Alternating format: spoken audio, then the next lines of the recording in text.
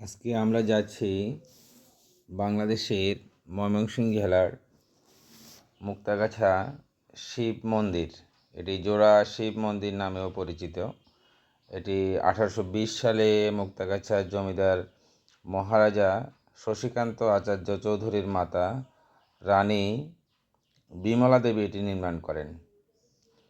এই যমজ মন্দির দুটি হলো শ্রী শ্রী আনন্দময়ী শিব মন্দির এবং কালীমাতা মন্দির। হিন্দু রবিদাস সম্প্রদায় বাংলা কার্তিক মাসে 2 দিনব্যাপী এখানে কাত্যায়নী পূজা পালন করে, যা স্থানীয়ভাবে ছট পূজা নামে পরিচিত।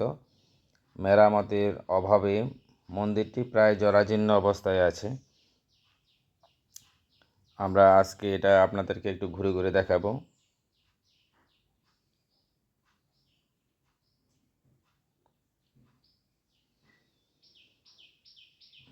স্থাপত্য শৈলীর দিকে এটি একটি অসাধারণ মন্দির।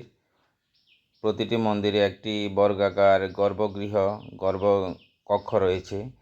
এর একটি সমতল ছাদও আছে, যাকে মণ্ডপ হিসাবে বলা হয়, কিন্তু এখানে এটি সংরক্ষণের অভাবে অনেকটাই জরাজীর্ণ অবস্থায় আছে। এটির সামনে একটি বিশাল ছোটোখাটো একটি দিঘি অবস্থিত।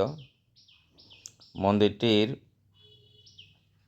অসাধারণ স্থাপত্যের নিদর্শনের পাশাপাশি এই মন্দিরটির পাশে যে পুকুরটি, এটিকে অসামান্য রূপ ধারণ করেছে।